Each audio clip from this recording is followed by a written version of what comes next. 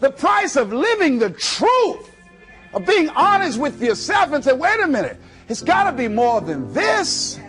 So you've got to decide, wait. Even if things don't work out, even if I experience defeat or failure, that does not make me a failure. It's a difference between failing and being a failure. If things don't work out, if you don't produce the results you want, that's all. But don't confuse who you are with the results that you produce. I used to be a state legislator in Columbus, Ohio. And I remember once I was going to introduce some legislation on the floor, and after getting that legislation passed, a guy came up behind me, and he had some legislation that I opposed him on that. And I was about to stand up to debate this guy, and the guy next to me said, excuse me, don't debate that guy. Why? Do you know who that is? I said, no. That's Wilkowski from Toledo. That's a bad dude. He's a lawyer, Les. That man can debate. I don't care. I'm Les Brown, Mamie Brown's boy.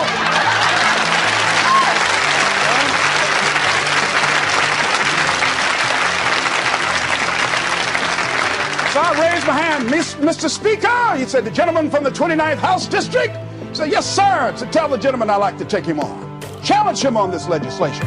He said, Wilkowski said, I would more than like to, Mr. Speaker. Everybody would say, whoa. I asked him some questions. He responded. I say, I wonder why I asked that man that question. Wilkowski won't be out. I mean, I was so embarrassed, I just limped back to my room with my yes, I can attitude. However, here's what I learned. When you win, see, if I win a debate, I win because of what I know. When I lose because of what I don't know. So I had to check out, what is it that I did not know? I wasn't prepared. I did not do enough research. I did not do my homework. So he handled me like he wanted to. So I came back again. I waited on some other legislation, did my homework, but he was more than able to take me out again.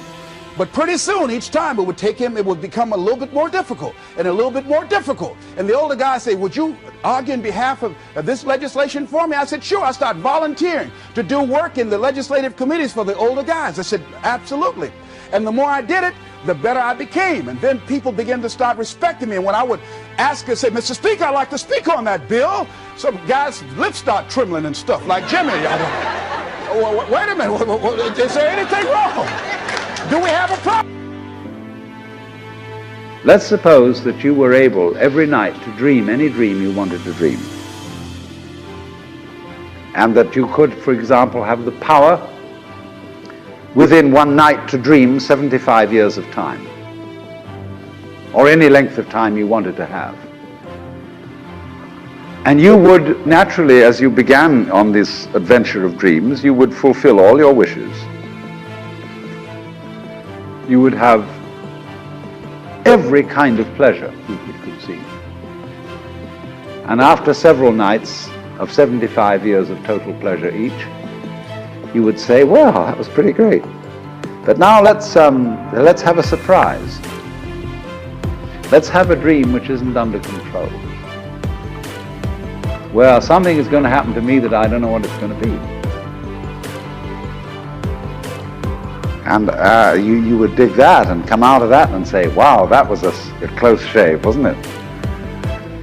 And then you would get more and more adventurous, and you would make further and further out gambles as to what you would dream. And finally, you would dream where you are now. You would dream the dream of living the life that you are actually living today. That would be within the infinite multiplicity of choices you would have, of playing that you weren't God. Because the whole nature of the Godhead, according to this idea, is to play that he's not. The first thing he says to himself is, man, get lost. Because he gives himself away. The nature of love is self-abandonment, not clinging to oneself. Throwing yourself out, as in, for example, in basketball, you're always getting rid of the ball. You say to the other fellow, have a ball. See? And that keeps things moving. That's the nature of life. So in this idea then, everybody is fundamentally the ultimate reality. Not God in a politically kingly sense, but God in the sense of being the self, the deep down basic whatever there is. And you're all that, only you're pretending you're not.